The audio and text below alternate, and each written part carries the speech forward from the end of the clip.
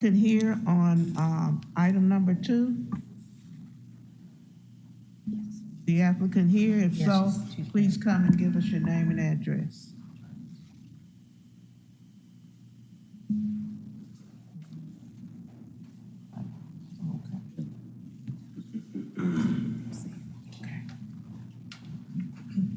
All right, give me your name and address. Emily Redding, 431 South Main Street. Okay, thank you. We will now have a staff report. All right, good morning. Clark Shoup Diggs, Division of Planning and Development. The item before you is MJR 21-18, which is a correspondence application to PD 03-303, also known as the Cordova Grove Plan Development. The applicant is Solomon Akindoro, represented by Emily Redding. The location is 8326 Macon Road, and the request is a major modification to allow a restaurant with a drive-through window.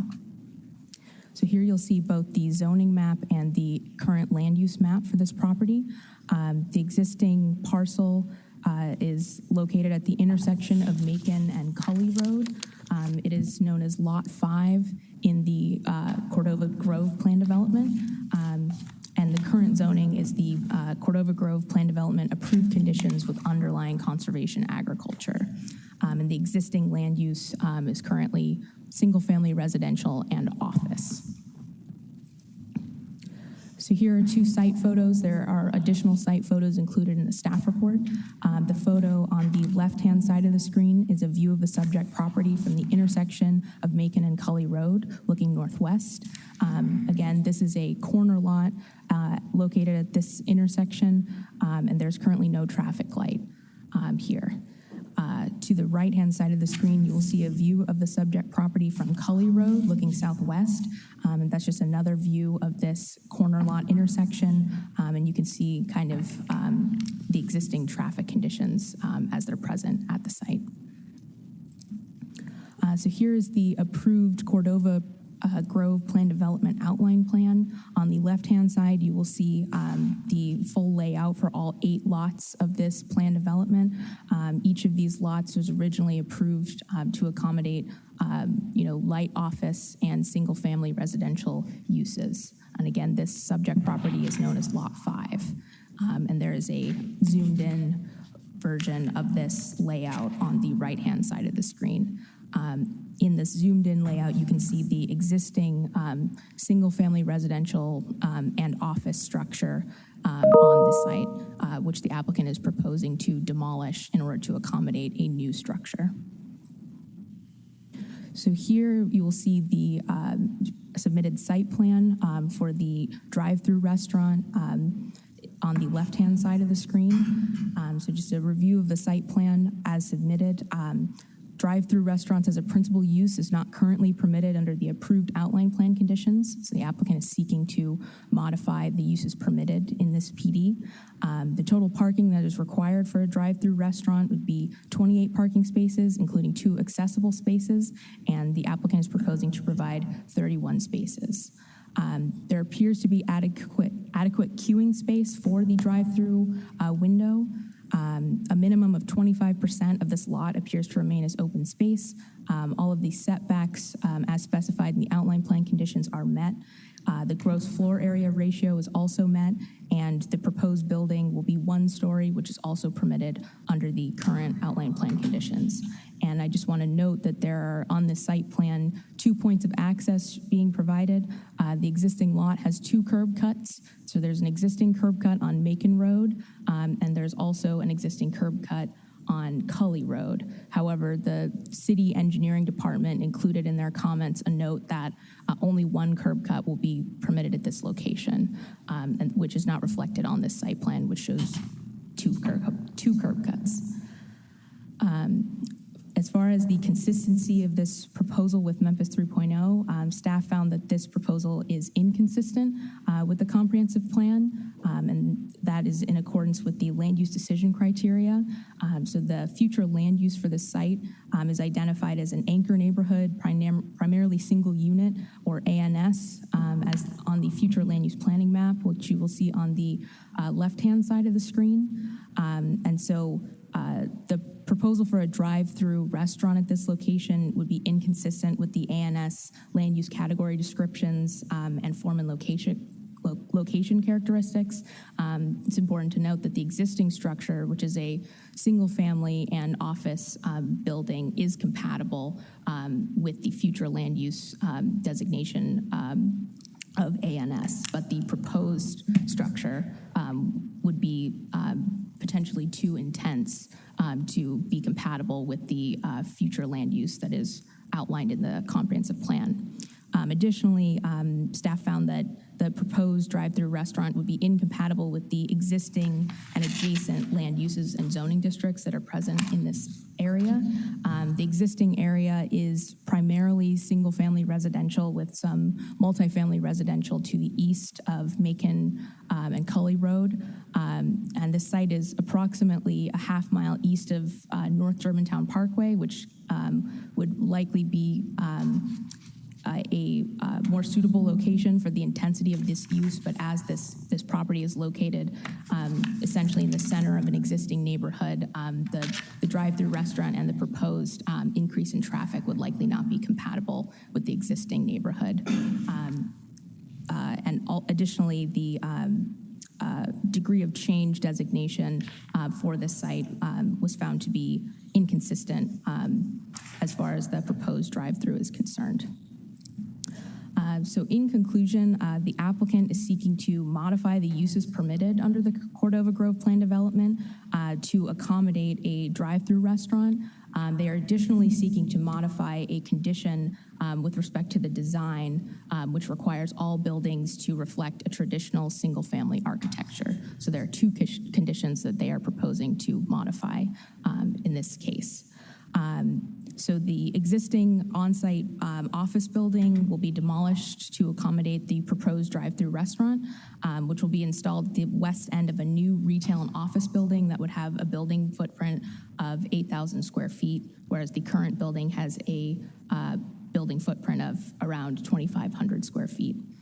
And so there are additional concerns from adjacent property owners and members of the broader community with respect to the access and traffic issues that may result from an intensification of development at the intersection of Macon and Cully Road.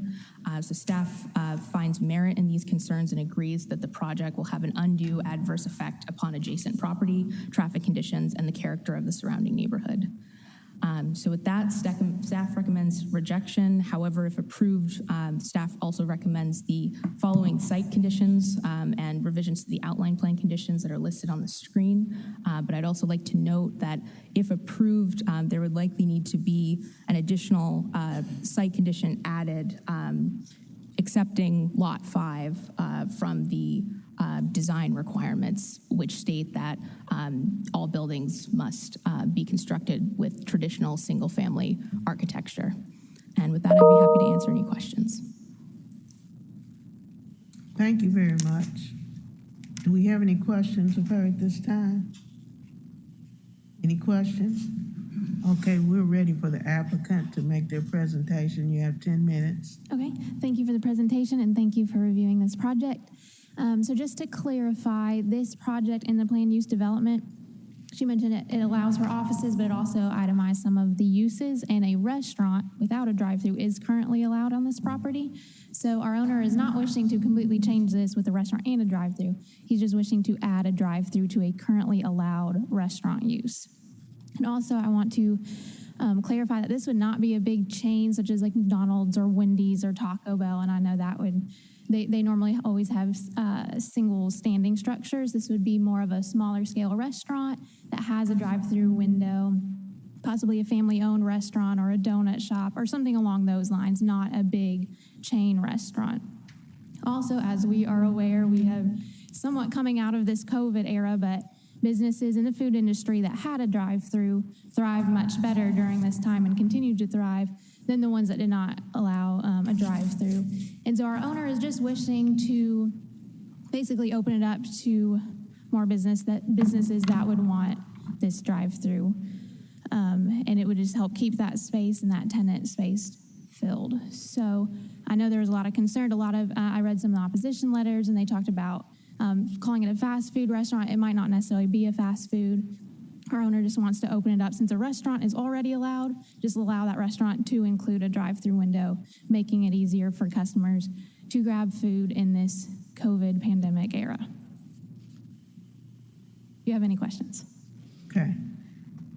Is that it for your presentation right now? It is. Okay, any questions from her, right now? Okay, we do have one card for support. We'd like to hear that person right now. Okay.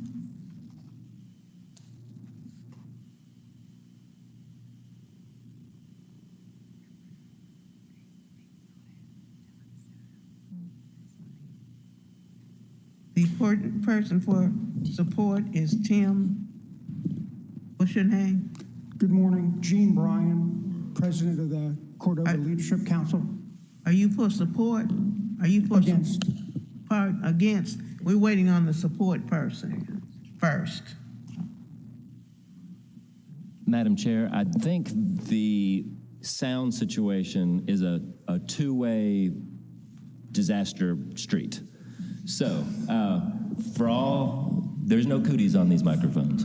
All the city councilmen have been vaccinated. So get real close to the microphone, and that goes twofold. Correct. Yes, sir.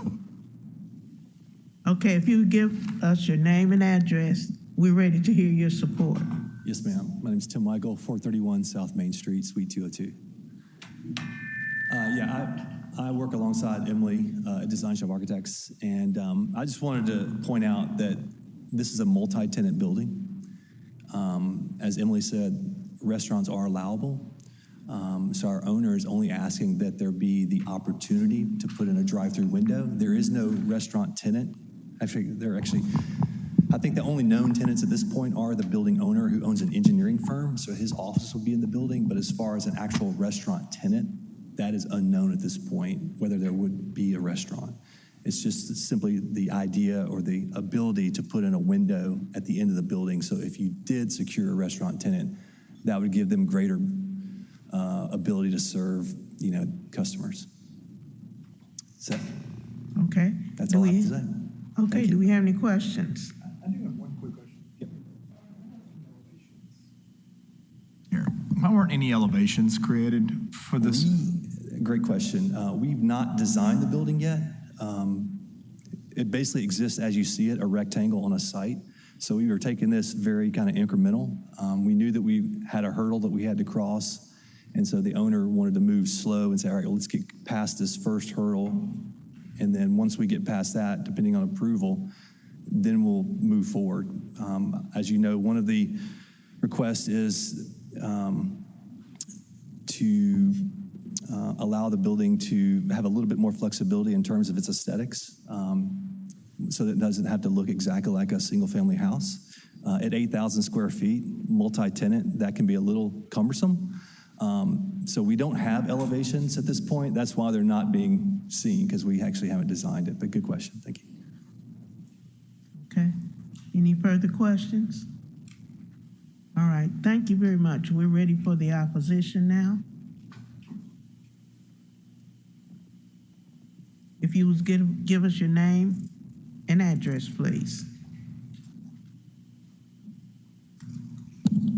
Good morning, Gene Bryan, 5100 Poplar Avenue, Memphis, Tennessee. I am president of the Cordova Leadership Council. I submitted comments to staff back in May concerning how this application just did not meet the original intent of this plan development in terms of the intensity of use. And those comments remain the basis of my opposition and the Leadership Council's opposition. The site plan submitted is not in conformance with the conditions that were originally approved for this property, and they are not in conformance with what has been recommended by the staff. To intensify the use of this property means that Macon and Cully roads have to be improved to their required width, which means all those trees that you saw on the property will be gone. Those are all actually in the existing right-of-way. The idea of this property was to reuse the house for professional services, or if you rebuilt the house, tore it down, it was supposed to be a small intensive use, not a strip center that we typically see on Germantown Parkway. The applicant has had over 60 days to sit down with us, and I can ask all the people here from Cordova, we haven't heard from them to resolve anything to make this case better. And I just want to finally add that at the council meeting on Tuesday, during their deliberations all day, there was a resolution introduced to fund a transportation and traffic study for Cordova from Highway 64 to the Wolf River, from Macon to Houston Levee, so that we can address the major transportation problems that exist, because here we have an intersection of two unengineered rural roads. This intersection has never been engineered, it's just there. And things like this need to be fixed before we allow this kind of intense development. I thank you. I ask you to vote no, and appreciate your time. Thank you. We have several more in opposition. You give us your name and address. Thank you. My name is State Representative Dwayne Thompson. I live at 8398 Shingle Oaks Drive in Cordova. And I would like to ask, there are several people here who are in opposition to this variance, and I would like to ask them at this point to stand up if you're in opposition to this. Okay, thank you very much. Anyway, I represent the property in the State House and represent most of Cordova, but I'm here today as a private citizen. I live within a mile of this property, and I am constantly driving, going to the post office, which is about 150 feet to the west of the property. I'm going to the Green Line constantly to walk, which is less than 100 feet away, going to the south. Going any destination I go to that's to the north of where I live, I go this route, and I'm just one of tens of thousands of people who live in neighborhoods that are adjacent to this or close by. They're going into the neighborhoods, they're coming out of the neighborhoods, they're passing through this intersection. It's a traffic nightmare at certain times of the day.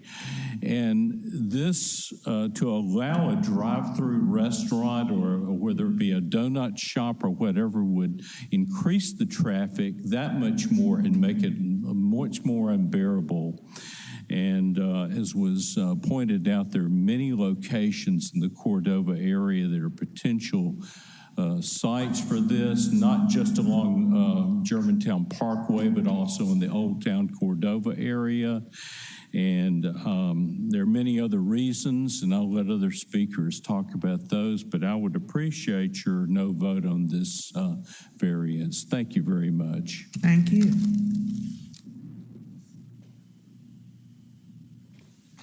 Good morning, Madam Chair and Council. I'm Paul Westfall. I'm at 8631 Cedar Farms Drive in Cordova, which is in the Riverwood Farms subdivision. I'm the president of the Homeowners Association, where we have upwards of $500 million worth of real estate and close to 5,000 people living there.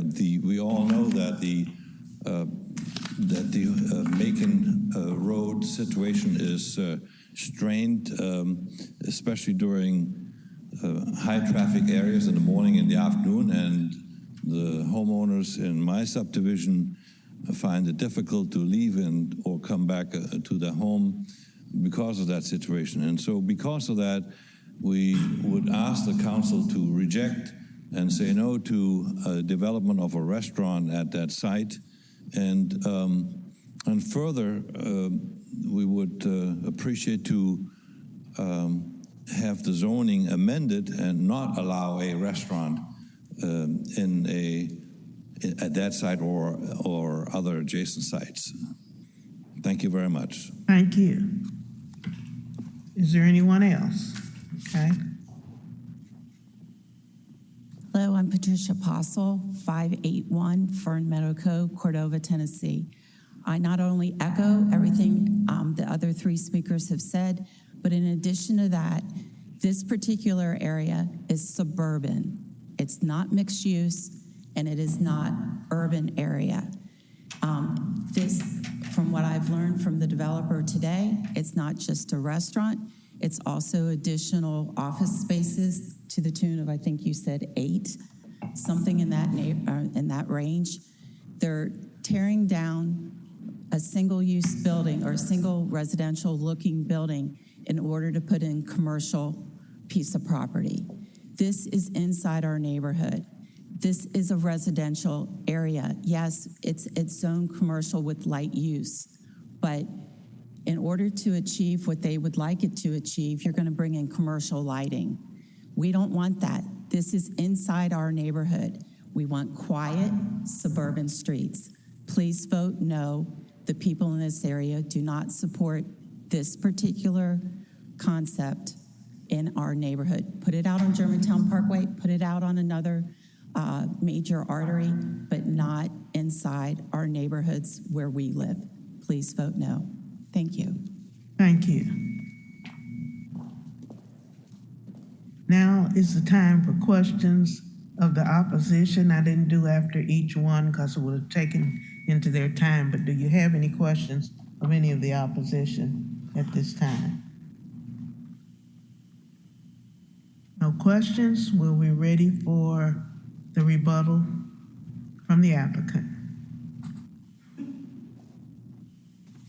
All right, thank you for your concern. I think the traffic is a valid concern, and that would be worth looking into, absolutely. But just to partly reiterate that it is offices are allowed now. That is one of the tenants that would be going back in. Restaurant is allowed. So all of this is mainly to focus on the addition of the drive-through. We are also aware that the design will have to be approved. We'll go back through the board once we are to that point. We were just, crossing this bridge at this moment. Once we know what is approved or not, we will then can move forward, and we will need approval on the design, and we will lay that before the board as well. So everyone will get a chance to see that too. I think that's it. We can also work. She mentioned the lighting being a concern. That's something we can work through. We are aware of that neighborhood and the residents that are around it. There are commercial properties, there are offices nearby, but we would definitely try to design that lighting and everything in regards to that community. Thank you. Any further questions of the applicant? I have a question. Ms. Redding, why hasn't the developer chosen to meet with or work with the neighborhood? At this point, it wasn't a requirement for this application process, so we were just trying to lay this forward, move it, see kind of what the responses we got, and just the more straightforward way, just through the applicant, through the application, and through the board here, without taking the time of going through all the meetings with the residents. It's unfortunate that the applicant went through the process this way. I think this is a neighborhood that would probably try to work with the developer, and without any elevations, with just a site plan, without any landscape plan, I can see why the neighborhood has reacted the way they have. It's just not the way that we like to see the process done. So. Understand. Is that all? Okay. Thank you very much. Okay, this closes the public portion of our meeting. Dr. Pritchard. Move approval of agenda item number 2, MJR 2021-18. Second. Okay, it has been moved and second. Do we have any discussion? Yes. I'm a fellow resident in the Cordova area as well. I frequent the area. My kids actually went to the school that's a couple doors down from this property. And Mr. Brown, Mr. Thomas, I definitely understand where you guys are coming from, and I would definitely want to see a study being done for the Macon Road corridor in and all around, to be honest with you, all around the Cordova area, because I personally feel that the connectivity for the Cordova district is not there. It's not all together as far as a development standpoint where it could be more fluent and the ease of traffic could be addressed through expansion of roads that we currently have. I think we are behind the bulk. I don't want to put that on the developer for this particular project and penalize them for that. I would like to talk to the city and say, hey, how do we get more funds for infrastructure and development of roads that we currently have within Cordova to ease and lighten up? We could be behind the ball by not developing Cordova, aside from, and shooting down projects like this that may enhance or bring in revenue or what have you, being that we don't have a governing body for the Cordova district. We're just in a bubble, in a space of, okay, the community comes together and I think we take and address those concerns with whomever the decision maker will be for developing the roads. And I personally, in my thought, is to not penalize the developer and say, hey, yeah, no, there are some things, and I agree with Brown about that they could have went about and did it a different way and addressed it with the community and had that conversation. However, with that being said, I am voting yes for this particular project. Okay, thank you. Is there any further discussion? Any further discussion? Hearing none, I assume we're ready to vote. All in favor say aye. Aye. Those opposed, nay? No. Okay, well, we need, Roll call. we need Mr. Fleming. a roll call. And I think I voted wrong first time, so, okay. We're doing a roll call, though. Mr. Fleming. No. Mr. Gill. No. Vice Chair Lyles Wallace. Yes. Dr. Pritchard. No. Mr. Thomas. Yeah. Mr. Tolles. No. Ms. Wilbanks. No. And Chair Sharp. No. I have 2 ayes and 7 nays. All right, thank you very much. Dr. Pritchard? That brings us to agenda item number 4, PD 2021-17, Hillshire. Warehouse development, is that Myers? Let's try that again. Warehouse development in the western terminus of Murray Farms Road. Staff recommendation is rejection. And just for everyone's edification, we're on agenda item number 4. Okay, is the applicant here? Give us your name and address, Mr. Brand. Homer Brannon. Can y'all hear me? It's very difficult to hear on these microphones. We can hear you, but I couldn't hear. Homer Brannon, 999 South Shady Grove. Okay, thank you. Since it is a rejection, we will get a staff report first. Can you hear me? We'll get a staff report first. Thank you. We can't win for losing. You get too close, you have feedback. if I need, I can, at the Board of Adjustment, I do all this. So if we need to go there for the final two cases, because I appear to have the only microphone that works. So we'll jump off that bridge when we get to it. Ms. Shupdiggs.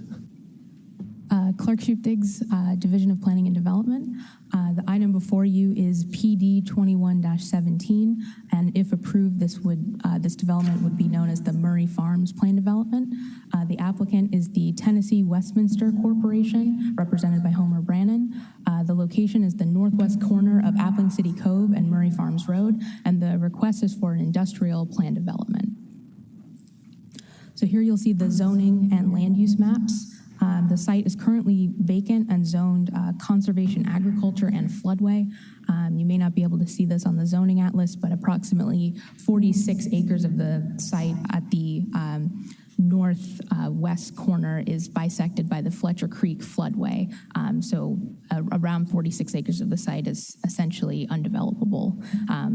And so on the land use map, you'll see on the right-hand side of the screen, again, the property is currently vacant. It's approximately 104 to 106 acres in size, located close to the intersection of Appling Farms Parkway and Appling Road, also north of Interstate 40 to the south.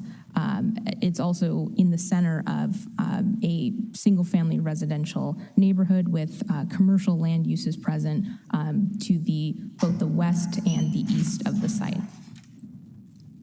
So here are some existing site photos. Again, there are additional site photos included in the staff report. The photo shown on the left-hand side of the screen is a photo of the subject property from Appling City Cove looking west. There is an existing building that is not on the site but is adjacent. That's shown in the right-hand portion of the photo. But again, the site is currently vacant and largely forested, with the exception of the floodway in the northwest corner. On the right-hand side of the screen, you'll see a photo of the intersection of Appling Farms Parkway and Appling Road. This is a photo that just shows the current state of that intersection in the context of the increased traffic in the form of vehicular traffic that would likely be generated by the proposed industrial business park. So this is the proposed outline plan. Again, you'll see on the northwest corner, a large portion of the site lies within the Fletcher Creek floodway, so the developable area is concentrated in the southeast corner of the property. So this is the revised concept plan. There was an original submittal about a month ago. This case was held so that the applicant could revise the concept plan, which is shown here on the screen. So as an industrial business park, the applicant is proposing to locate at least 2 warehouses with some additional structures, including an office and showroom. The office and showrooms would be located at the southeast corner of the property, whereas the warehouses and the truck parking would take place in the center of the site, as shown on the screen. So just as a review of this concept plan, warehousing and distribution as principal uses are not permitted by right in the Conservation Agriculture Zoning District. A minimum of 50% of the site appears to remain as open space, with the majority of that open space concentrated, again, on the northwest corner of the site that lies within the Fletcher Creek floodway. And also there is a substantial landscape buffer proposed bordering a residential subdivision on the southeast property line of the site. And the original landscape buffer has been increased. The original proposed buffer was approximately 100 feet in width along that southeastern property line, and as submitted, as proposed here, that buffer has been increased to approximately 200 feet along that southern and eastern property line. So here are the conceptual elevations that have been submitted for the warehouse buildings.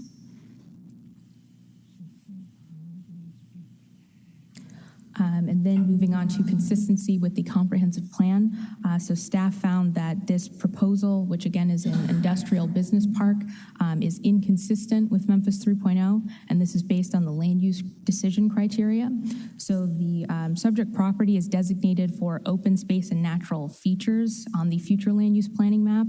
It is undesignated in the degree of change map, so I will focus my comments here on the future land use map and the existing and adjacent land use and zoning present in the area. So staff found that the proposed industrial business park does not meet the preservation of open space and natural feature criteria that is designated in the future land use designation. And we would like to note that a portion of the parcel is essentially undevelopable due to its proximity to and location within the floodplain.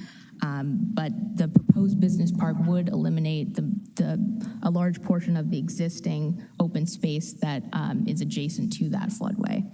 And then more importantly, we found that this proposed business park is incompatible with the existing adjacent land uses and zoning districts. So the subject site is surrounded by single-family and multifamily residential uses, though there are, again, commercial land uses to both the east and west of the site. But the requested land uses, which are warehousing and distribution uses, as well as some light commercial uses, are incompatible with this existing residential area. Right. And the reason for this is really focused on the intensity of the use being proposed. So although the industrial business park that is proposed does not include any manufacturing or heavy industrial uses, we found that the light industrial uses that are being proposed would dramatically increase the intensity present in the area, which again is for the most part designated for agricultural and low intensity residential uses under current zoning and under the future land use planning map. So in conclusion, the applicant is requesting approval of a planned development to allow an industrial business park at the northwest corner of Appling City Cove and Murray Farms Road. The subject property is a vacant, approximately 104-acre parcel that is currently zoned conservation agriculture and floodway. And this zoning designation, which again is primarily intended for low-intensity agricultural, residential, and open space uses, dates back to the original zoning of this property for that purpose in the 1950s and 60s.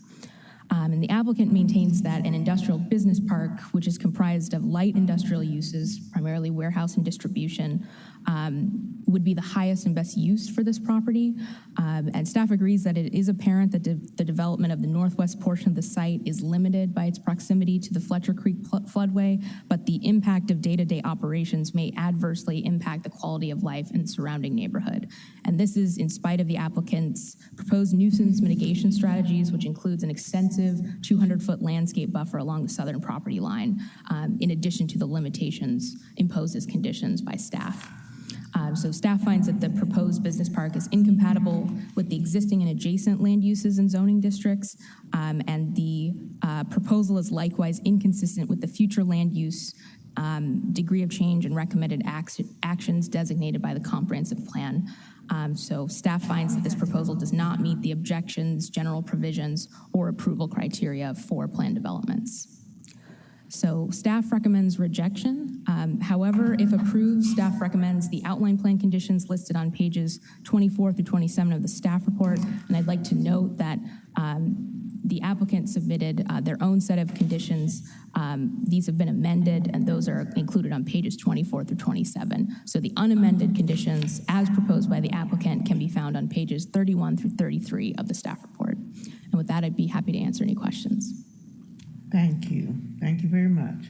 We have any questions of the staff right now?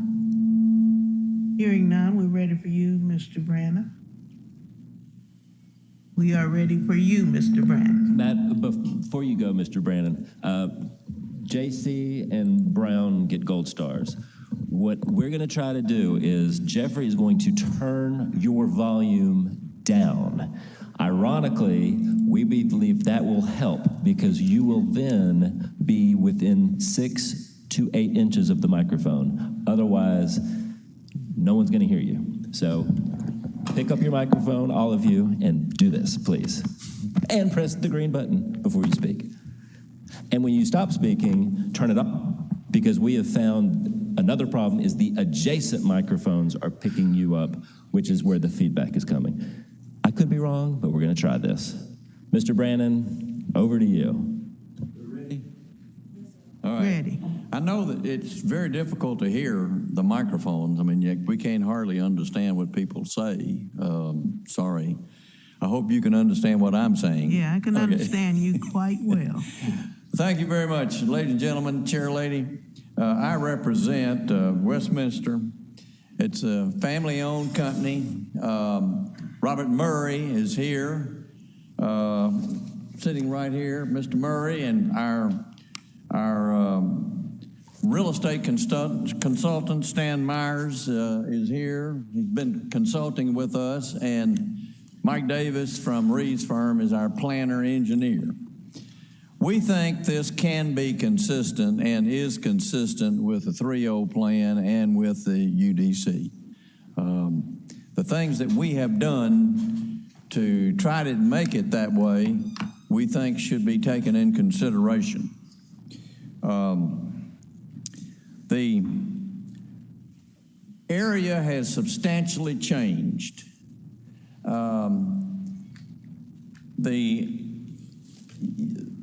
Since the subdivision was built, I think the inspection station has been built, the animal shelter has been built, and those two are just to the northeast of a part of this subject property.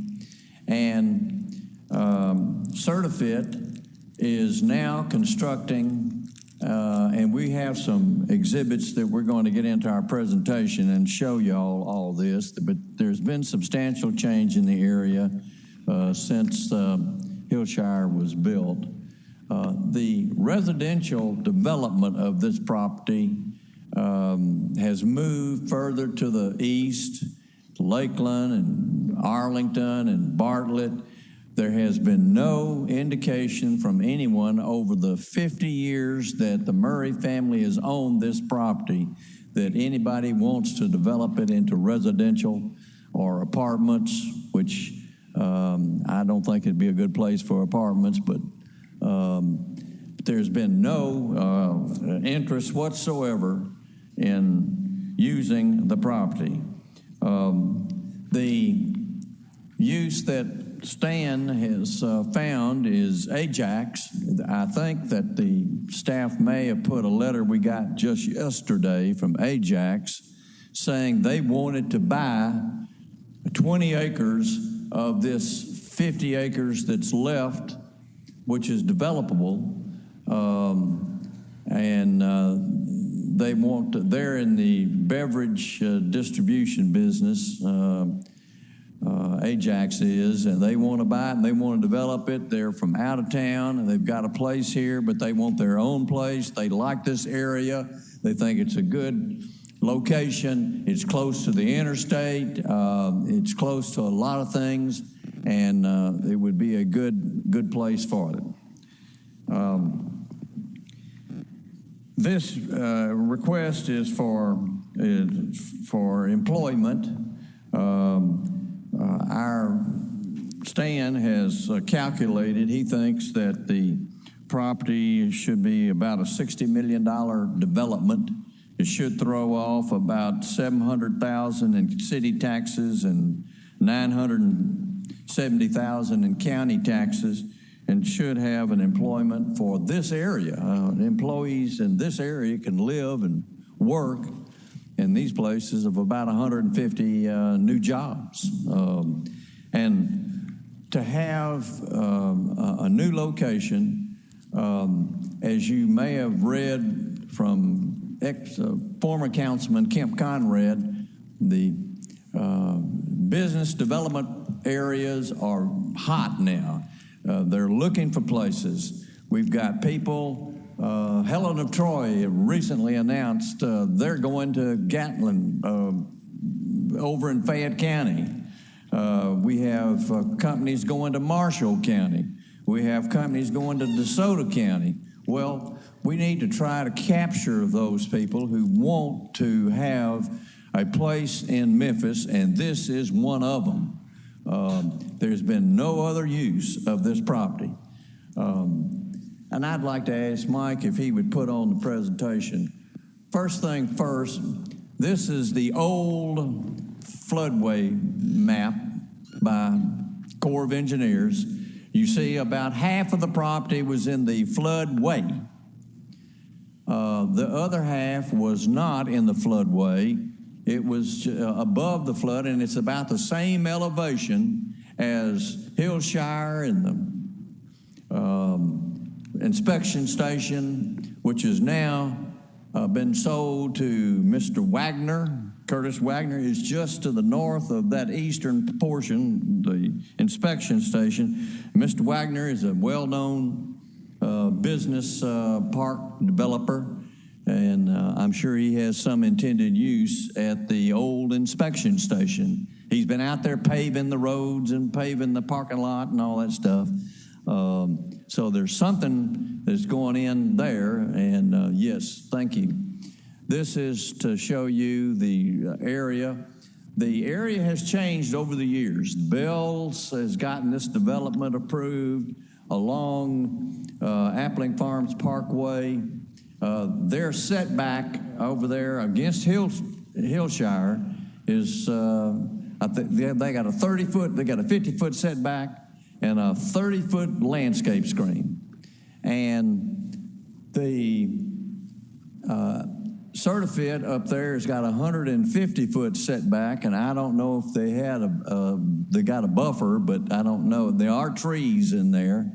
And the one down on Whitten is one that was approved. It's a mini storage, and it had an 85-foot buffer right in that area. But along Appling Farms Parkway, none of that has been built, but this is the approved plan. This is what can be done. And we have Carvana, we've got Main Event, we've got other buildings along there that are being used in employment. But we think that our plan, especially after we amended it, after we heard from the neighborhood, and we want to make it very compatible. This property, if you would put on the next exhibit, please, we'll try to run through this. This is the old plan. We had a 30-foot setback, a 30-foot. Well, I hope you can see this. I'm trying, and Mike is too. We had 30 feet along. This is a TVA easement, and the houses are all out in front on the road. Yeah, Mike, you can show that, please. We had a 30-foot natural tree buffer. Now we've got, and 100 feet on the west side and 100 feet, I believe, there where Mike is showing you. But we've amended our plan to this. We've reduced 20% of the building area, cut down on the size of the buildings. We've increased the setback from 30 feet, 30 feet to 100 feet, which makes... Madam Chair, the applicant has 2 minutes remaining. Okay, do you want to take your 2 minutes or allow your support to do their 2 minutes? You have two people in support. Keep going. Go ahead. Go ahead. So what we've got there is that, and we've got generous setbacks, and these are all natural trees. These are all natural trees, 50 feet tall about. Go ahead, Mike. There's the trees behind the homes. They're 50 feet, and it's all around. That's the kind of buffer you're going to have. So those houses will be far away from the buffer, they'll have the 150 and 200-foot natural tree buffer, and the trees are 50 feet tall, and so I doubt if they could even see anything back there. And we have moved from the original, we have moved all the truck activity from the south side to the north side, away from the residents. It's all on the north. It's nothing on the south. That's just employee parking and visitor parking over on that west building. Okay, Mike, show, those are the trees. Now, the neighbors had indicated they were concerned about devaluing their homes. Well, these are two developments that Stan got the Chandler reports information, which is in the staff report. These are two right off Hickory Hill, and I believe that's Raines Road or Shelby Drive. You can't see it. Raines. You have 15 seconds. Raines Road and Shelby Drive. Those are two employment centers, and they were built after those houses were built. And you'll see in the Chandler report, they've all continued to go up in value over the years. And the next one okay, you have the 15. UDC. We think we're in compliance with the UDC. There's several of the factors in there, like business conducted in enclosed structures, adequate buffers. We have, even though Ms. Clark says we're not consistent, we think there are many of the things there that make us consistent with the UDC. Okay, and your time is up. The 3-0 plan, could you put that back on, please? The Okay, 3-0 your time plan. is up, Mr. Brandon. We've given you over and above. Our property to no use, to open space, public use. This family has owned this property and paid taxes on it, and they can't use the property according to the 3-0 plan. It's impossible. And it's developable property. And we are leaving almost half of it in undeveloped. Respectfully, sir, respectfully. Thank you. Thank you. It'll be undeveloped and stay that way. All right, we are ready now for the opposition. The two supporters, Mr. Brandon, have taken up your time. You ready? Ready for the opposition. All right, good morning. My name is Gary Walker. This is my assistant, my grandson, just graduated from Chimney Rock in the neighborhood. I apologize for not having a PowerPoint presentation. I'm a little bit antiquated in my abilities on the computer. My address is 7327 Hillshire. Even though I am one, I sat out in front of my house on Memorial Day weekend and collected over 200 signatures for a petition not to have this happen. Countryside had 80, so that's almost 300 signatures of people who do not want this to happen. What we have here is a corporation that has property that they rezoned to industrial because, in their words, there's nothing else they can do with it.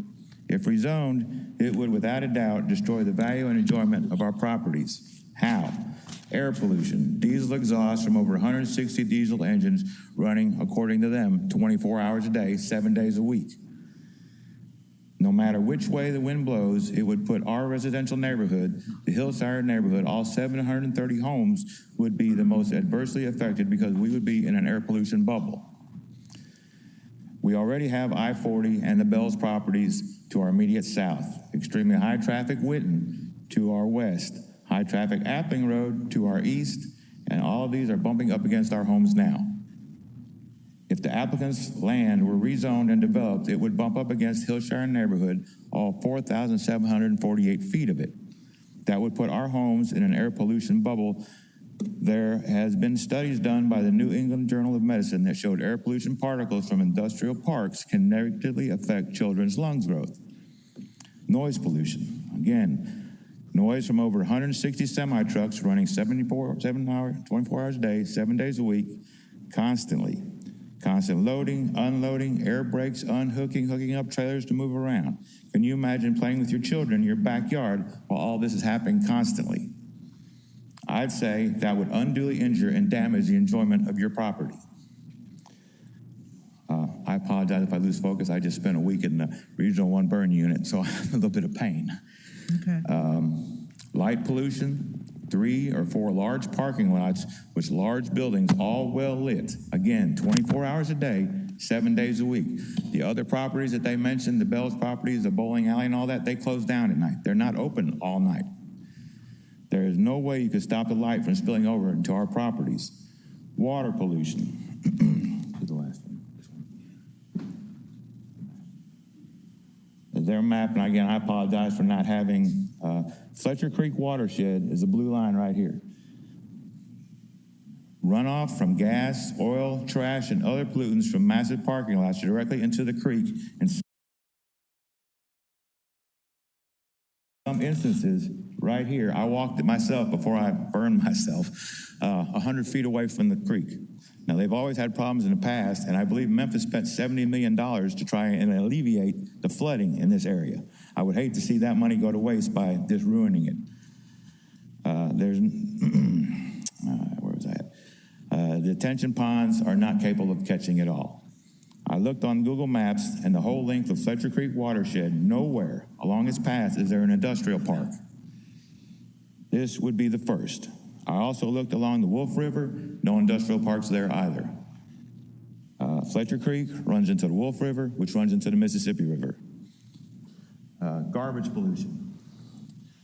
This is our pictures of the McLean distribution center. This is 2 miles from our property right now. I took these pictures myself. There's dolly wheels. There are garbage from, they deliver fast food containers to, so there's Kentucky Fried Chicken packages, all that has run off.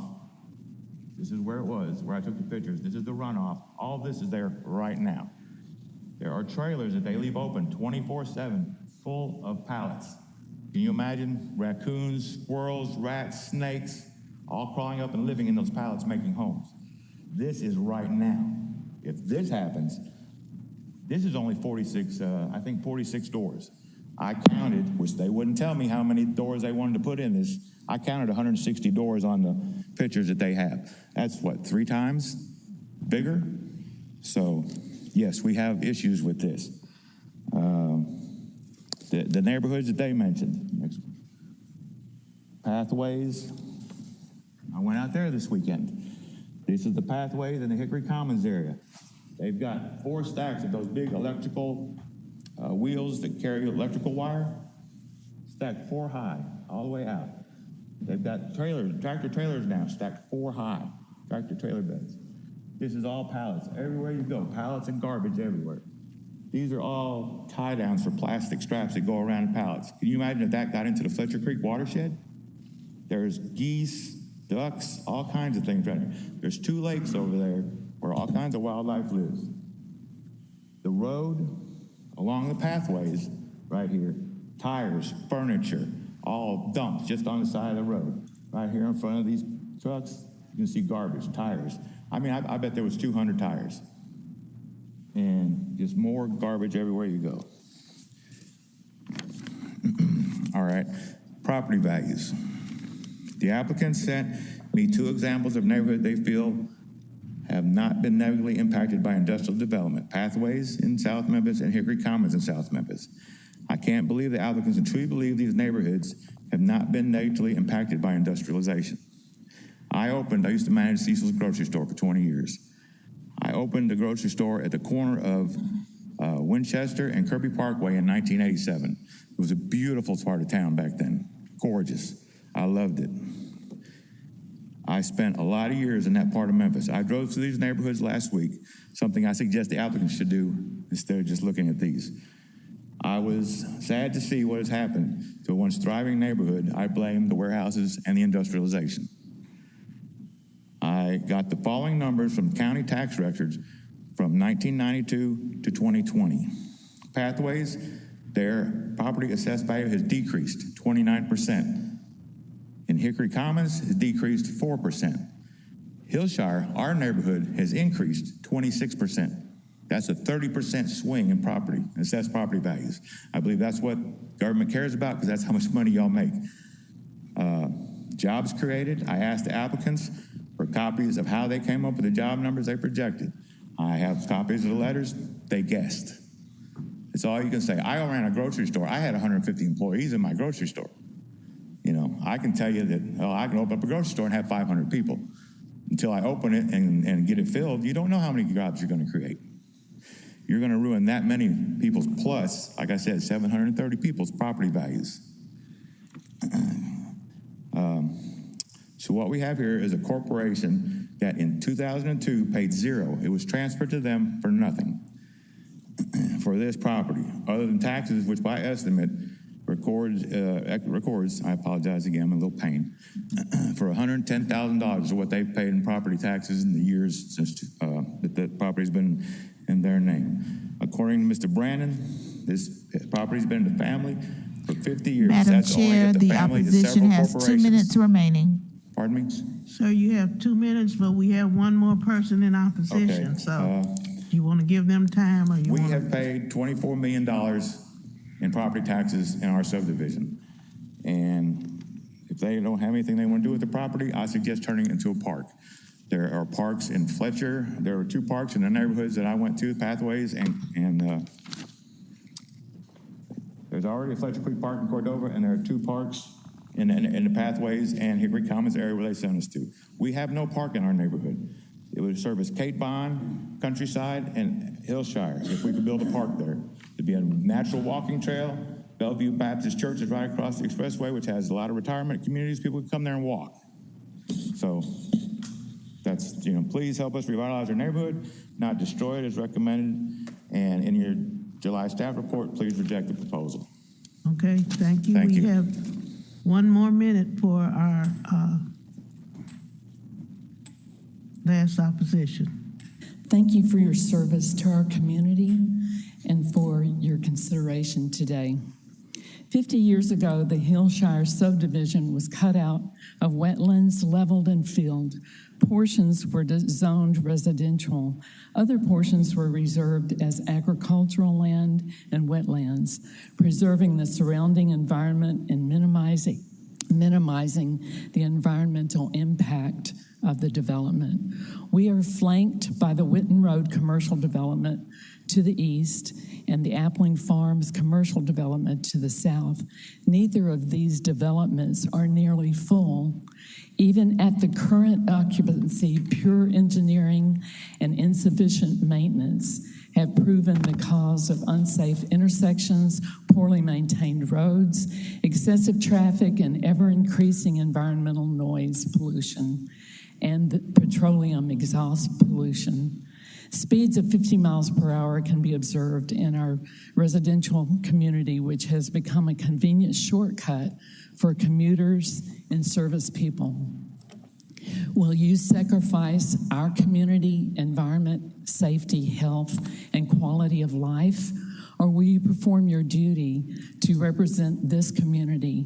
Rather than a zoning proposal, this commission should be considering erecting highway noise barriers, building a community park, installing safety controls, and adding public safety resources.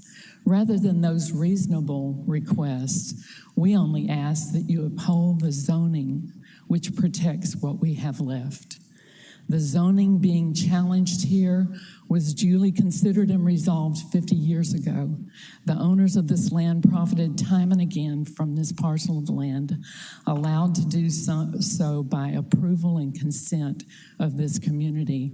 We now beg you to uphold this zoning. We ask you to afford us the continued value, both monetary and unquantified, of the property which the developer sold us. The owners have greatly profited from this development with the understanding that the zoning would be preserved. Our community has trust and confidence and that the previous zoning decision will receive continued support from you, our representatives. Thank you. Okay, give me your name and address, please. You didn't start with your name. I'm sorry. Betty Jobbins, 7256 Hillshire Drive. Okay, thank you. All right, are there any questions of the opposition at this time? Any questions? Okay, applicant, you have 3 minutes, maybe 2, because you took over your time for rebuttal.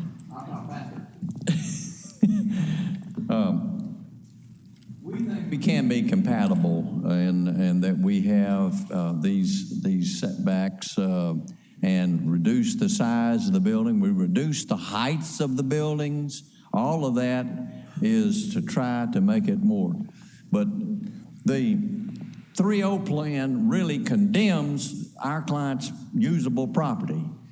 This is the current, is that the FEMA map?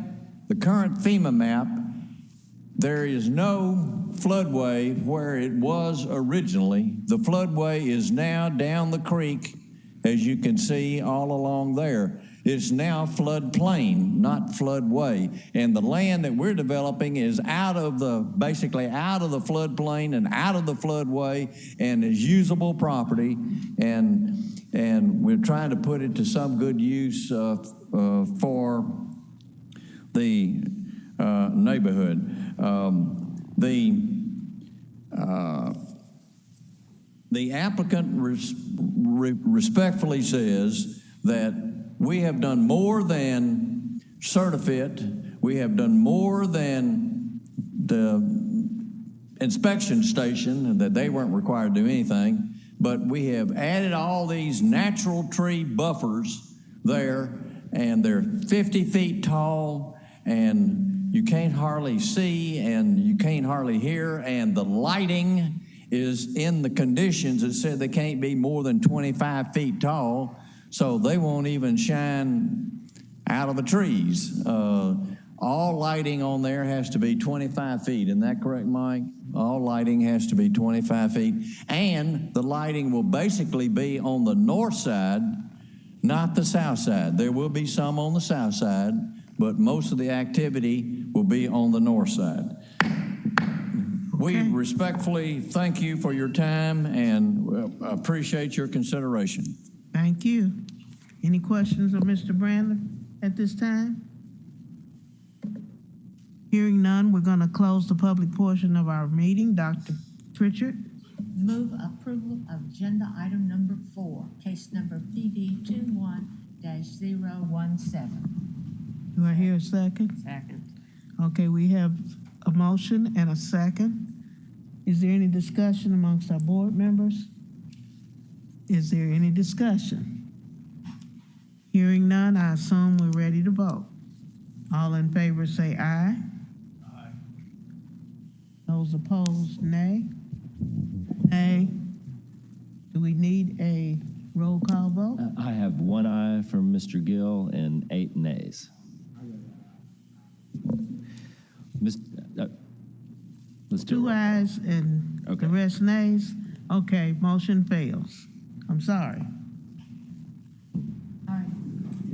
Madam Chair, now go to Can hear you. cases 10, 11, and 12, but we will.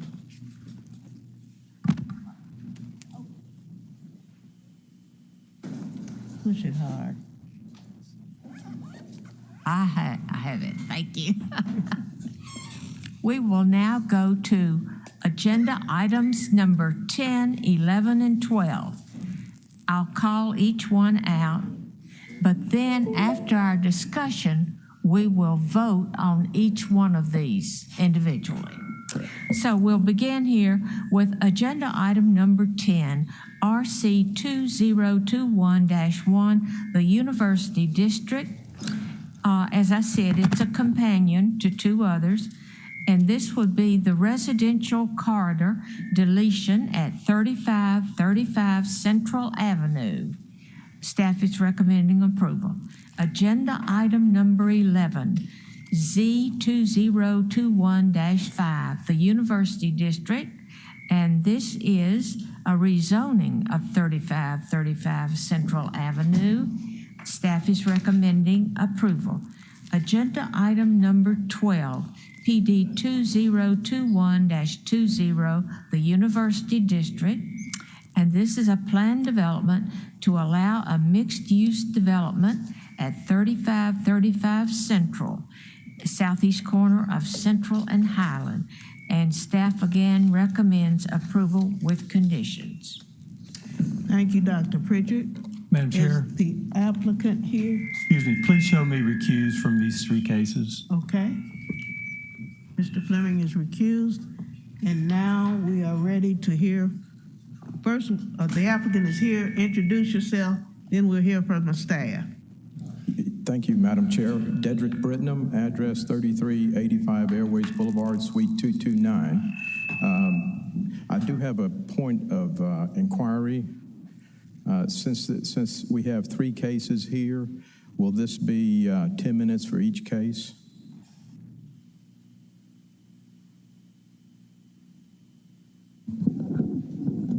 Madam Chair, we have one person who's filled out a speaker's card in opposition.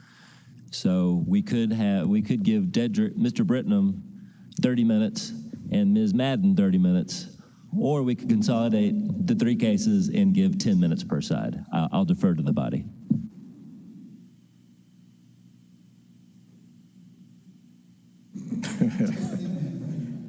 I won't defer to the body. Let's do 10, 10, and 3 rebuttal. Would you repeat that, please? You have 10 minutes. Thank you. That's all we need. Thank you, Madam Chair. This is Jeffrey Penzis with the Division of Plan Development. So I'm starting with the PD 2021-20 case, and I'll cover the other two cases within this, since this PD is essentially the final product of what they want. So this request is for a mixed-use plan development at 3535 Central Avenue, which is the southeast corner of Central and Highland. It's located within the University District, and 125 notices were mailed on June 22nd, 2021. So this is the overlay map, and if you see here, this purple represents the residential corridor overlay. So the first item, number 10, is to remove this residential corridor overlay. Since this is a mixed-use plan development, there will be aspects that will be non-residential. And then item number 11, which is the rezoning. So the University District overlay, which is represented here in the blue outline, it actually does not allow RU3 to have planned developments. So the applicant is going to rezone it to residential single family 6, which is a less intense zoning, but that zoning does actually allow for planned developments, which now we get to item 12, which is the planned development case. So this just shows the existing adjacent land use. There's actually a mixture of single family, institutional, office, and multifamily. These are just some existing site photos. These are from Central Avenue looking south. This site photo is from the intersection of Central Avenue and Highland Street. And then the one on the right is from Highland Avenue looking east. So this is the final concept plan that the applicant is proposing. So this is area A over here, which would be for the hotel use. And then area B is this section over here, which is where they propose the multifamily apartments and some office uses and also a parking garage. This is just the landscape plan showing the improvements that the applicant will be making to the streetscape in this area. This is a conceptual rendering of the building. So in regard to Memphis 3.0, this request meets the criteria because the proposed mixed-use plan development is within the anchor neighborhood urban, and this request meets the height, form, and character of this citywide anchor, which is adjacent to the University of Memphis. In addition, the proposed development promotes infill that is contextually compatible and intensifies the area within walking distance of the university. Therefore, it is consistent. So in conclusion, the proposed high-quality mixed-use infill development would contribute to the revitalization of the university district and further showcase economic development within this anchor neighborhood. And with that, staff recommends approval with outline plan conditions, which can be seen on pages 26 to 29 of the staff report. Thank you, Madam Chair.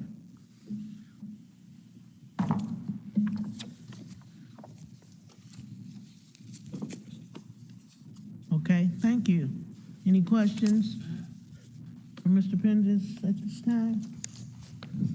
No questions? Okay, we're ready. Thank you, Madam Chair. Ladies and gentlemen of the Land Use Control Board, thank you for allowing us to present this case this morning. Could we go back to the staff report, page 6, please? Is that the, what's on page 6? Well, this is okay. I can go from this one. That's fine. First of all, I'd like to introduce the project team, the development team. First of all, the developer is Babalu LLC. Mr. Bob Berry, he's here, the owner. We have Fleming Architects, and you're familiar with Fleming Architects. Kimberly Horn is a civil engineering and landscaping. Integrated Land Solutions with land planning, Mr. Corey Brady. And Dr. Martin Lupinski is the traffic consultant. And Younger and Associates is economic development consultants. Just a brief history about the site. This church has been here since 1947. In 2007, there was a consolidation of 2 churches, and they remained at this site. In 2020, this site was sold to my client, Mr. Bob Berry, and the church is moving north to the corner of Highland Street and Cowden Avenue. So the church is still going to be in the neighborhood. The church is going to construct a new facility, a smaller facility that matches the current congregation. Just a couple of words about the University District. This is the crown jewel of Memphis is the University of Memphis. And this particular district, it's probably the most studied district in Memphis other than downtown.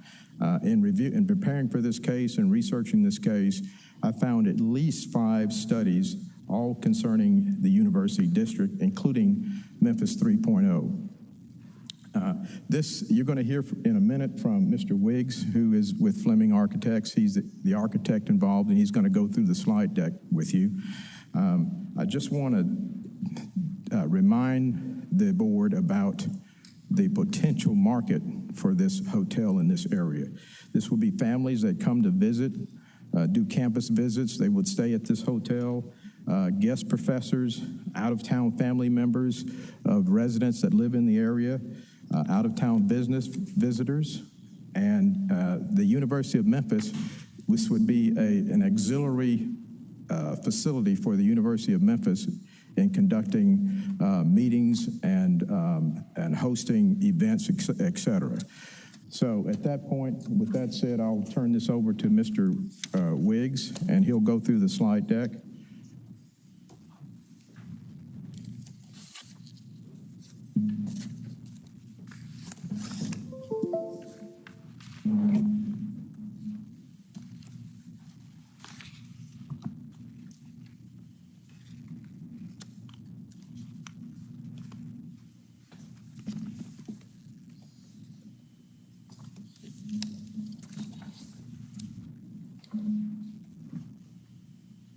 All right, as Mr. Britton has already mentioned, we ran through the project team, our respected group of professionals.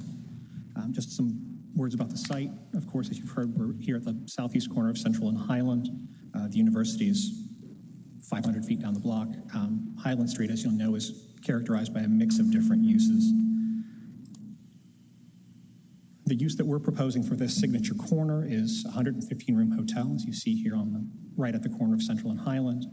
A multi-level parking structure which will support both the hotel's use and the uses above. Some 35,000 square feet of meeting space and 75 residential units. We've pushed the building up to Central and Highland to minimize the impacts of the neighboring property and also to improve the building's presence on Highland and Central as it is a signature corner. We've also pulled the sidewalk back from those busy streets to help provide some protection for the pedestrians on both of those corners, improving the pedestrian safety. In deference to our neighbors, we've also provided significant buffers on both sides. The red line you see there on the east side represents a masonry wall and a heavy landscape buffer in Class 3. The green areas there to the south represent a landscape buffer along the multifamily areas. Just an idea of how the project organizes itself. As you've heard, again, the western portion in the hotel, that sort of teal area, is 6 guest room levels, 115 floors, a ground floor restaurant, and a rooftop lounge that you'll see right there at the corner, taking advantage of those views out towards the west and north.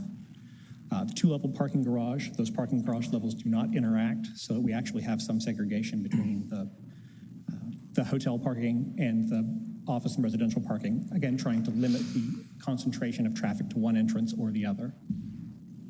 We have a single office and meeting level. This is shared between both the hotel and the office uses towards the back, and then the residential and that tan portion at the top, taking advantage of the views and the wonderful trees in that area. Some more sense about how the building actually works in context. You'll see vehicle entrances as far out as we can get them from the intersection on the right-hand side there at Highland, and on the left-hand side here at Central Avenue. As I mentioned before, we've increased the buffer against the street itself, pushing the sidewalk back into the site for pedestrian safety and comfort. We have a residential entrance here, again, giving the building a presence and an address there on both Central and Highland. And then have pushed the vehicular uses back towards the rear of the site. As you'll see here from the back side, the site slopes fairly significantly as we come up, which allows us to actually hide effectively one level of parking below grade. So not only do we have a fairly significant building here at the corner, but we've now hidden part of it under and also stepped the building down to reduce its impact as we travel towards the east. This is a section through that eastern property line, just to give you an idea of sort of where this fits in context. This is the 6-foot masonry fence. Some pieces of that are already existing. The landscape buffer, we've proposed a series of redbud trees on the UDC recommended spacing. There's a limitation to the plants we can put there because of the existing power lines that are just over the property line in Central Cove. You'll see there also the maximum height listed for the UDC is at 35 feet, which is one of the reasons we've applied for the planned development. But you'll also note that the bulk plane setback, if you come back from that 35 feet, would neatly enclose the building that we're proposing. So we've, again, done our best to mitigate the impacts to the neighbors. Some idea about the building's context. Highland is known for a number of fairly high-scale residential and multifamily developments, including the Edinburgh, which is farther to the north, about 2 blocks, about 150 feet, 12 stories. The Monarch, about 2 buildings to the north, about 13 stories.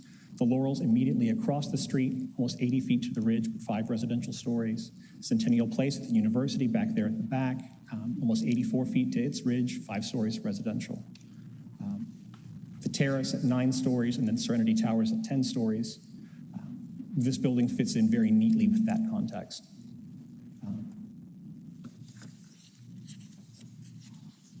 In terms of building materials, we've discussed some of this previously with staff, and I wanted to go ahead and show the details of it all. I think these slides are actually included in the staff reports.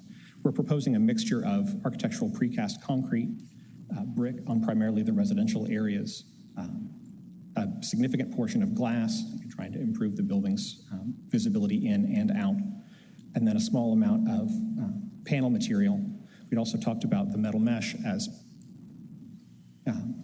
something that will need to be part of a green wall. There's the Highland elevation. Some representative samples of the materials, and of course the building in its context. Thank you. Ladies and gentlemen, just a few words about the economic impact.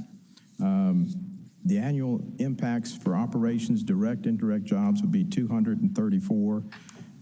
Direct and indirect wages, $11,877,000. Total local taxes, direct and indirect, $2,424,000.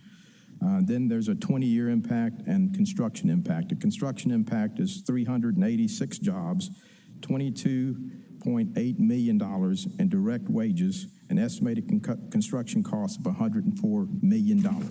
This is an exciting project, and we will reserve the rest of our time for rebuttal. Thank you. Thank you. Any questions of the applicant at this time or his representative? Yes.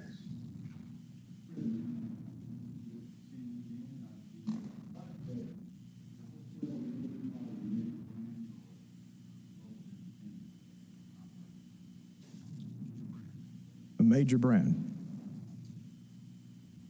Okay, any further questions? Hearing none, we're ready to hear from the opposition. Please give us your name and address. All right. Hello, everybody. My name is Jenny Madden, M-A-D-D-E-N. I'm at 3551 Central Avenue. I could take 30 minutes, but that would be more of a song and dance routine, so I won't do that for you. On behalf of Central Cove, three other Cove owners are here, Frederick Keppel, Kenneth Reed, and Francis Riley. I do want to start out by saying we support the economic development of the area, but not to the detriment of the current neighborhood. This development appears to be designed as an urban anchor, designed to attract hotel residents, apartment residents, office workers, bar and restaurant patrons, and tourists. Such as the surrounding neighborhoods deserve additional protections to preserve their quality of living. The development appears to utilize the relaxed parking requirements of the university overlay, but rejects the height limitations designed to blend the benefits of economic development while preserving the neighborhoods already present. The development lacks protection for the residential adjoining neighborhoods. The rooftop restaurant bar almost seems designed to project noise onto the western and northern properties. The restaurant is not a small cafe designated to service hotel guests, but has been described as a place to gather and celebrate. The open-air roof area on the corner of Central and Highland with the big old canopy appears to be designed for outdoor entertainment. Parking. The limited parking, given the scope of the development, will definitely aggravate the current parking and traffic issues. There is no on-street parking allowed in the areas immediately adjoining the development. I'm also reading from Lucinda Scott, who is in the Laurels condominiums right across the street. And she says, as far as my other concerns, when I do the math looking at the parking, the development is proposing for the hotel, office space, and apartments. It does not seem to me there is adequate parking for all of these entities, even with a proposed two-story parking garage and flat lot parking in the back of the development. Many apartment residents will have at least 2 cars per unit. The hotel will require parking for both employees and guests, and the office tenants will need parking. I don't see how the proposed parking is going to accommodate the amount of required parking given the number of hotel rooms, apartment units, and office tenants. Additionally, if the hotel is hoping to host events and conferences with other local attendees or attendees staying at our other restaurants, I don't see how all of this can be accommodated with the parking proposed. So it begs the question, where are all these people going to park? Central Cove. Traffic. Currently, the Highland Central area experiences very high traffic, and the intersection is often the location of accidents. I'd be interested, looking on those plans, how many times accidents are going to go right into that hotel. It happens at least 5 to 6 times a year at the church wall right now. The placement of high-usage driveways so close to the intersection will compound the already existing problems. Central Avenue is the primary access from the west to the university parking areas. The Laurel's only auto access will be very near from the planned primary 2-lane driveway into the development's second-level parking structure. In addition, my only driveway to my property will be 1, 2, 3, 4, 5, 6, 7, 8, 9, 10, 11, 12, 13, 14, 15. From there to there, that's how close their driveway will be to where my driveway is right now. I don't know how it's all going to happen. Now, according to Memphis Heritage documents, Central Cove was created by Atina Chandler, the matriarch of the Chandler and Chandler family. She was probably the first female developer in the area. It was also the architect for our 10 homes on Central Cove was Joe Frazier Smith. The Memphis Heritage document lists Central Cove Home as a contributing structure to the University District. This small but historically significant neighborhood with its distinctive bungalow style was built in the early 40s. My house was built in 1930. It will be damaged without a high brick wall to provide noise and pollution protection as well. Outdoor lighting should be designed to limit undue effect into our homes and backyards while providing adequate security for the entire area. We are also concerned about the location of the power generators and major trash pickup locations, which appear to be very limited in the plan documents. We respectively disagree with the conclusion of their project that the Central Cove will not be unduly injured or damaged in our use. Please, please, please, just think about all of it rather than just voting for it. There are 10 residents of a cove that love our neighborhood, and I'll end with this in my 10 minutes. In the developer plans, you don't see me trying to leave my driveway to drive to work.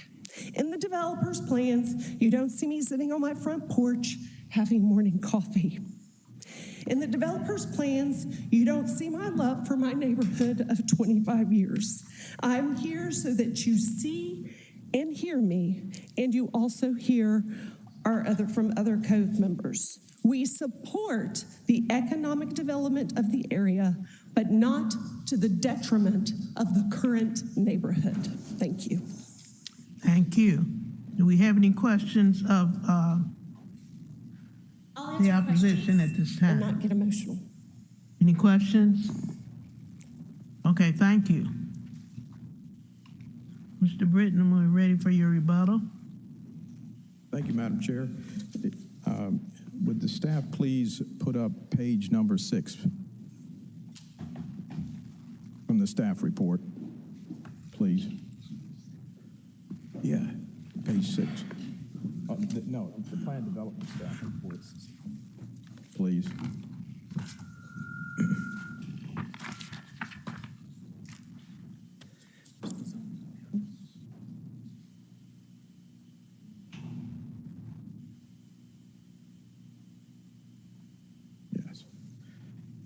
This would be the image on the right, the zoning map. Okay. Well, I would like to say about the rezoning issue. The current zoning is RU3.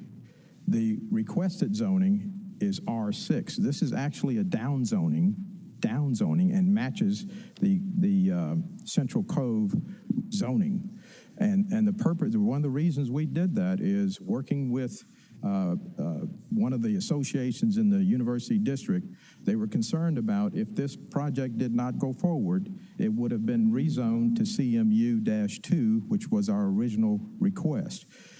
Listening to the association and neighbors that may have a concern about what would happen if the project didn't go forward, a decision was made to rezone it to R-6. Which is the zoning that matches Central Cove. So if it doesn't go through, the property has been rezoned to R-6.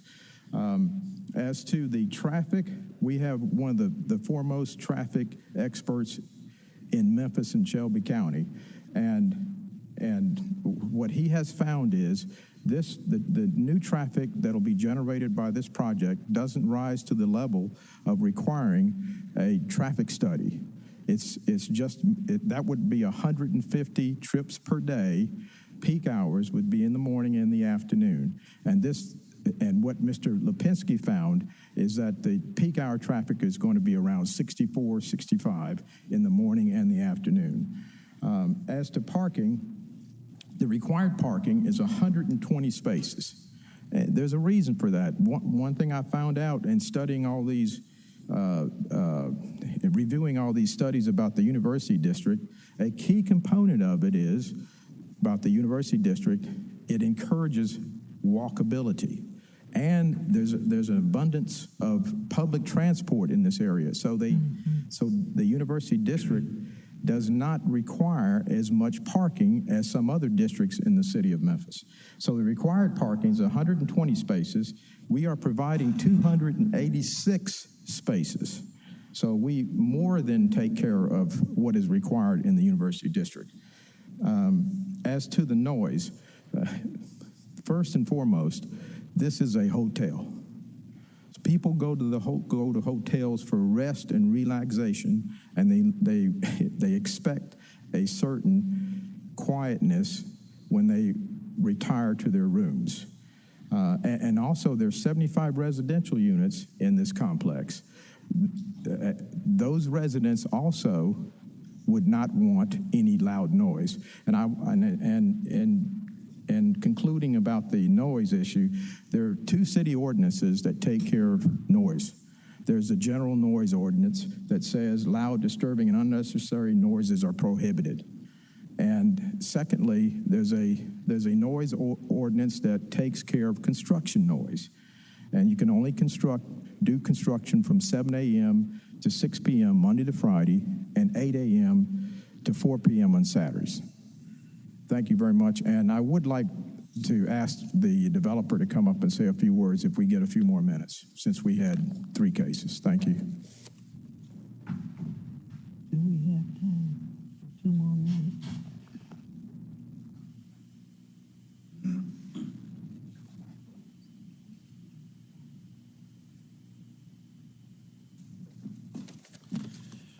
Okay.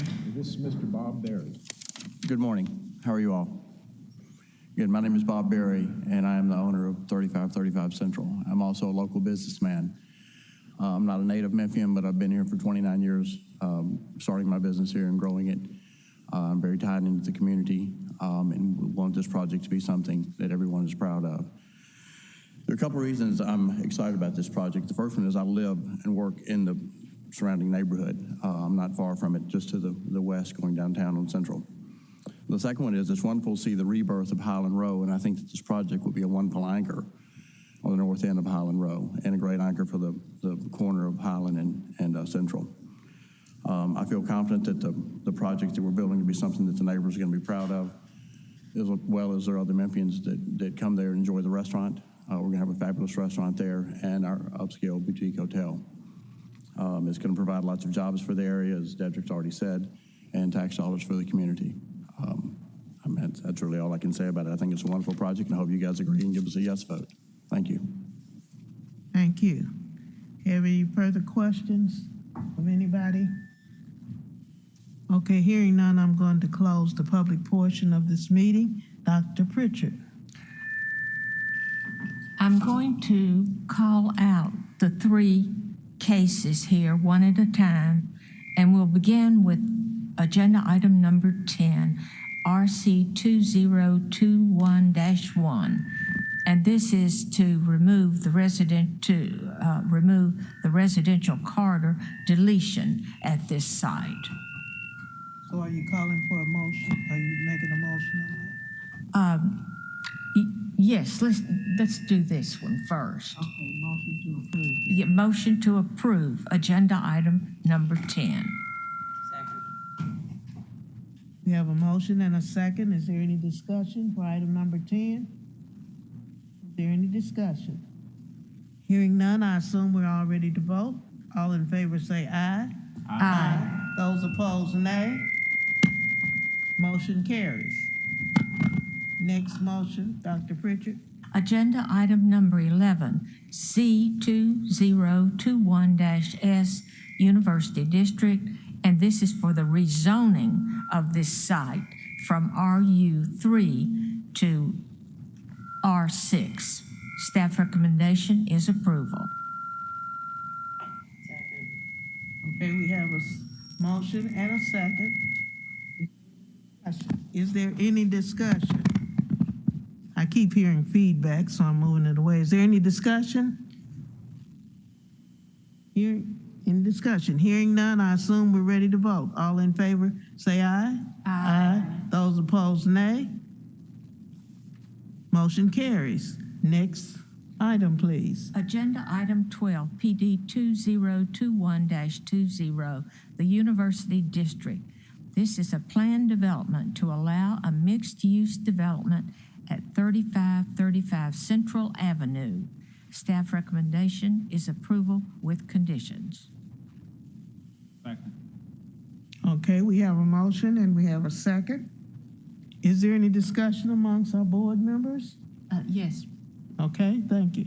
I go by this site many, many times every day, and I think this is a wonderful project. Right now, the site has a large space which is not used because the church sort of sits on the east end of that property. This will just revitalize that corner, and it needs it. Right now, its major use is for cars to run into the brick wall which surrounds it. So I think a hotel there will be much, much better. And I just look forward to it. That's all I have to say. Thank you, Dr. Pritchard. Anybody else? Okay, hearing no further discussion, no further comments, I assume we're ready to vote. All in favor say aye. Aye. Those opposed, nay. Motion carries. Thank you very much. And Thank you, Madam Chair. And I would like to say thank you to the staff. They worked very diligently with us to get the application to the point it is now. So thank you to staff members. Okay, thank you. Madam Chair, that's the end of our agenda. Okay, that's the end of our agenda. Mr. Whitehead, do you have any further comments? No, ma'am, although since there are 5 Thursdays in this month, we don't know how large our workload will be next month because today is the deadline for next month's meeting. So you will be getting a notice via email and next door within the 24 hours. Okay, thank you. Meeting dismissed.